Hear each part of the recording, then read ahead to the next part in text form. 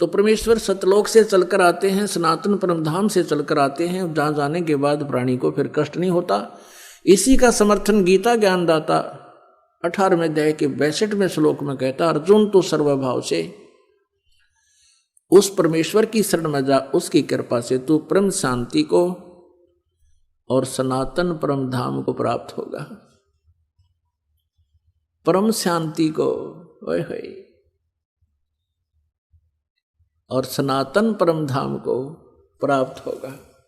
अपने विषय में कहता अर्जुन 7वें अध्याय के 5 और 7वें अध्याय के गीता जी के 7वें अध्याय के 5 और 7 श्लोक में अपने विषय में कहता अर्जुन मेरी भक्ति कर तो मुझे ही प्राप्त होगा, लेकिन युद्ध तो करना ही पड़ेगा। युद्ध भी कर, मेरा स्मरण भी कर। गीता जी अध्याय नंबर 8 के श्लोक नंबर 1 में अर्जुन ने पूछा कि हे भगवान, आपने गीता अध्याय नंबर 7 के श्लोक 29 में कहा है कि उस तत्परम से परिचित और पूरे अध्यात्म ज्ञान से परिचित, सभी कर्मों से परिचित प्राणी केवल जरा और मरण से छूटने का ही प्रयत्न करता है, इस संसार की किसी भी वस्तु की इच्छा नहीं रखता। अब अर्जुन पूछता है 8वें अध्याय के प्रथम श्लोक में, किम तत्ब्रह्म, वो तत्ब्रह्म क्या है। 8वें अध्याय के 3 श्लोक में गीता ज्ञानदाता कहता है वो परम अक्षर ब्रह्म है। गीता जी अध्याय नंबर 15 के श्लोक नंबर 1 से 4 और 16-17 में ये बहुत विस्तार से जानकारी दी गई है। तत्वदर्शी संत की पहचान भी बताई गई है कि उल्टे लटके हुए संसार रूपी वृक्ष के सभी विभाग जो बता देगा। जैसे अक्षर पुरुष एक पेड़ है, निरंजन वा की डार, निरंजन कहते हैं सर्व पुरुष को। दूसरे शब्दों में हम कहें कि अक्षर पुरुष एक पेड़ है, सरपुरुष वा की डार और तीनों देवा शाखा हैं ये पात रूप संसार। पेड़ हम कहते हैं जो जमीन से बाहर दिखाई देता है, पृथ्वी से बाहर दिखाई देता है, उसको पेड़ बोलते हैं, वृक्ष बोलते हैं। और जमीन में जो गुप्त है, प्रोक्ष है, वो जड़ है, वो मूल है, वो परम अक्षर ब्रह्म है जो प्रोक्ष है। यजुर्वेद अध्याय नंबर 40 के श्लोक नंबर 17 में ये गीता ज्ञानदाता अपनी भी जानकारी देता है कि मैं तो ऊपर खम ब्रह्म, अहम खम ब्रह्म ओम, मेरा ओम नाम है। और खम माने ऊपर स्वर्ग में, यानी अंतरिक्ष में, स्वर्ग में, महास्वर्ग में, यानी ब्रह्मलोक में मैं रहता हूं। और वो परमात्मा, पूर्ण परमात्मा तो गुप्त है, प्रोक्ष है।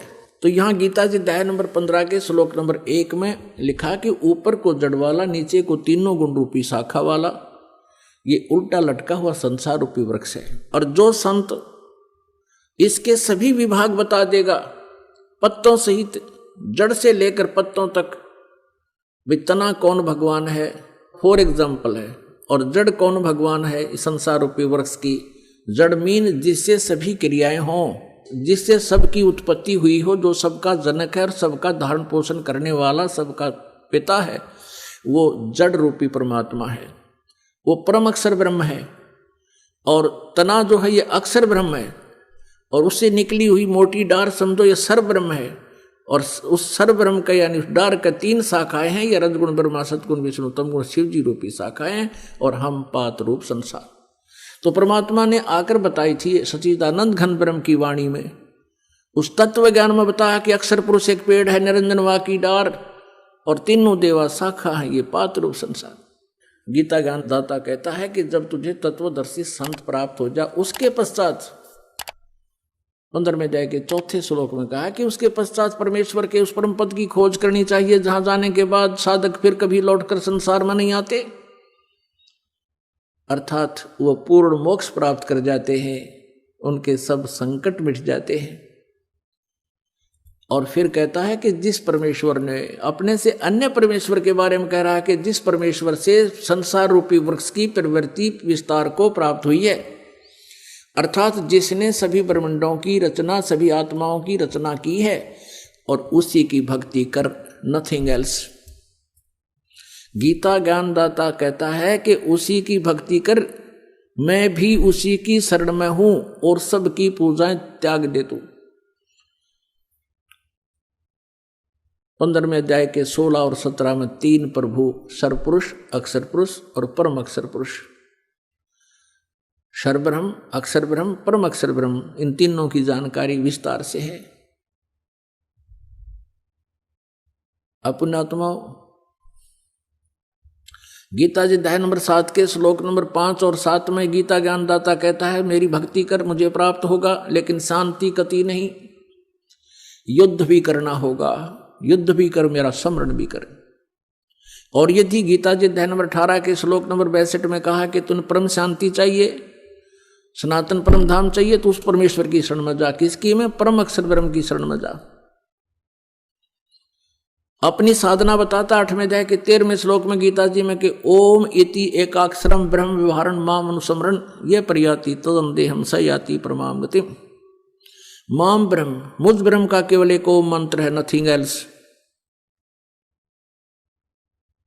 और इसका सुमरण कर अंतिम श्वास तक। इससे ओम नाम से मिलने वाली परम गति यानी ब्रह्मलोक प्राप्ति होगी। लेकिन ब्रह्मलोक में गए हुए प्राणी भी फिर जन्म मृत्यु में आते हैं, पूर्ण मोक्ष नहीं। गीता जी अध्याय नंबर 8 के श्लोक नंबर 16 में। यहाँ अनुवादकर्ताओं ने थोड़ी सी गड़बड़ी कर रखी है। उन्होंने अनुवाद ये कर दिया कि ब्रह्मलोक पर्यंत, ये तो ठीक कर दिया कि गए हुए प्राणी भी पुनर्वर्ती में है। अनुवाद उन्होंने वहां कर गलत कर रखा है कि मुझे प्राप्त प्राणी का फिर पुनर्जन्म नहीं होता। नहीं, उसका अर्थ ये बनता है कि जो ये नहीं जानते कि ब्रह्मलोक पर्यंत भी सभी पुनरावर्ती में है, वो मुझे प्राप्त भी पुनर्जन्म को प्राप्त होते हैं। न विद्यते, विद्य का जानना होता है, जानना भी होता है। एक अक्षर का केवल एक ही अर्थ नहीं होता। इन्होंने विद्य माने नहीं होता, ये विद्य माने होना लिख दिया। विद्य माने जानना भी होता है। तो ये नहीं जानते जो कि मेरे प्राप्त प्राणी भी का पुनर्जन्म होता है, तो वो ब्रह्मलोक तक जाते हैं, वहां जाकर भी फिर वापस पुनरावृत्ति में ही रहते हैं। इसलिए तो उसने कहा कि मेरे और तेरे बहुत जन्म हो चुके हैं। 4 अध्याय के 5वें और 9वें श्लोक में, 2 अध्याय के 12वें श्लोक में गीता जी ने स्पष्ट किया इसने। और 10वें अध्याय के 2 श्लोक में कि मेरी उत्पत्ति को, मेरा जन्म तो होता है, लेकिन मेरे जन्म को ये ऋषि, महर्षि, ब्रह्मा, विष्णु, महेश, ये ऋषि नहीं जानते, क्योंकि ये मुझसे उत्पन्न हुए। अब पिता के जन्म को संतान नहीं बता सकती, पिता के जन्म को दादाजी बता सकते हैं। तो उस दादाजी ने, यानी हम सबके मालिक ने, कबीर देव ने, परम अक्षर ब्रह्म ने स्वयं यहाँ आकर के ये सर्व ब्रह्मांडों की रचना कैसे हुई और वो सब ज्ञान सृष्टि रचना में हमें बताया। लेकिन हमने लोकवेद बहुत सुन रखा था, परमात्मा के इस यथार्थ ज्ञान को हम स्वीकार करने में असमर्थ रहे। अब परमात्मा ने हमें समर्थ कर दिया, हमें शिक्षित कर दिया। हम काल के द्वारा भ्रमित उन ऋषि गुरुओं पर आधारित नहीं रहे, हम स्वयं अपने सदग्रंथों को पढ़ और पढ़ा रहे और भगवान को पहचान रहे। परमात्मा का पहचानना कठिन है, परमात्मा का पाना, मोक्ष कराना बहुत आसान है।